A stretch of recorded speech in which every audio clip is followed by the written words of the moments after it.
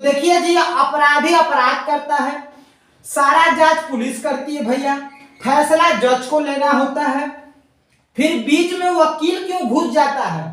वकील जो जज से ज्यादा बुद्धिमान वाला होता है क्या? ज्यादा दिमाग वाला होता है क्या? अच्छा, आप ही जरा इसको बताइएगा, जज बड़ा होता है कि वकील बड़ा होता है? तो फिर जो वकील का जो होता है उपाय जज क्यों लेता है? हम यही आपसे पूछते हैं। सारा काम भैया अपराधी अपराध करता है, सारा जांच पुलिस करती है, फैसला जज को लेना होता है। तो ये बताइए आप लोग कि फिर बीच में वकील क्यों घुस जाता है? यानी या तो फिर वकील जो होता है जज से ज्यादा बुद्धिमान होता है। आप लोगों को यही कहना है, वीडियो में देखना है। तो देखिए आज आपको समझाएंगे। सबसे पहली बात क्या होता है भैया, देखिएगा, हमारी जो संविधान कहती है, कहां से पहली बात, सबसे पहली बात मिलकर बना है भैया अंग्रेजों से। साले ने जो हम बता रहे हैं कि जिंदगी बेकार कर दिया है। तो देखिए जी, भारतीय न्याय व्यवस्था ब्रिटिश राज की देन है, ये तो आप लोगों नहीं जानते हैं। अब इस व्यवस्था में दोषी को क्या होता है भैया, अपना पक्ष रखने का अवसर दिया जाता है।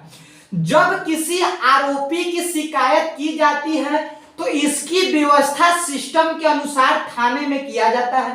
थाने में आरोपी पर संबंधित धाराओं के अनुरूप केस दर्ज किया जाता है।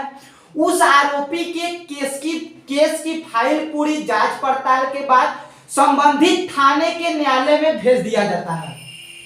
अब भारतीय न्यायिक व्यवस्था के अनुसार वहां आपके केस की पैरवी वकील ही कर सकता है।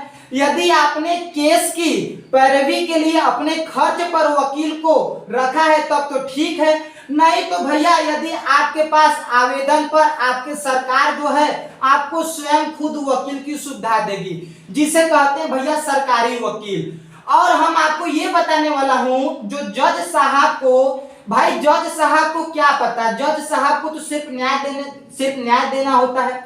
अब जज साहब को प्रत्यक्ष उपस्थित होकर बात तो आप बता सकते नहीं। जैसे जो आरोपी होता है भाई, जो अपराध किया, उसको तो पता नहीं कि भैया कौन सा अपराध कौन से केस में कौन सा धारा कौने में चलता है। तो वही हमारा कहने का मतलब, जो अपराधी है जज साहब को प्रत्यक्ष उपस्थित में होकर तो अपनी बात बता रहे हैं कि डायरेक्ट उनको बता नहीं सकता। अपराधी को तो उतना ज्ञान नहीं है, उतना बुद्धि नहीं है।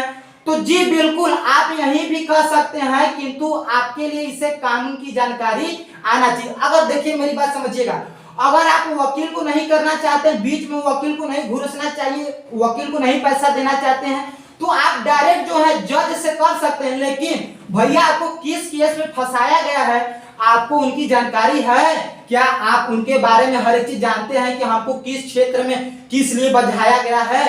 तो ये सब काम कौन जानता है? उतना पुलिस वाला नहीं जानता है भाई, जज को भी उतना नहीं पता होता है जितना आपको वकील को पता होता है। तो इसीलिए जो वकील होता है बीच में देखेंगे, इस साला बता रहे हैं, दो पैसा लालच के लिए बता रहे हैं कि बीच में घुस जाता है। उसके बाद ही साला बता रहे हैं कि जज से ज्यादा दिमाग वाला बन जाता है और आपकी न्याय को जो है सिद्ध कर देता है।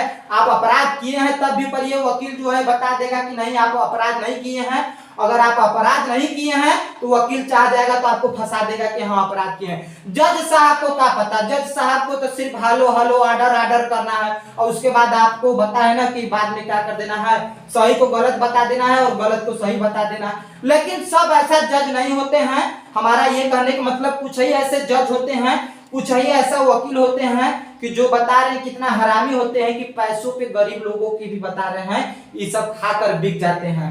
तो भैया आप हमको नहीं पता, आप चाहे ललका पे ठुमका लगाइए चाहे पियरका पे ठुमका लगाइएगा, लेकिन इंडियन आर्मी समझ कर जरूर ठुमका लगाइएगा। जय हिंद, जय भारत, जय हिंद, वंदे।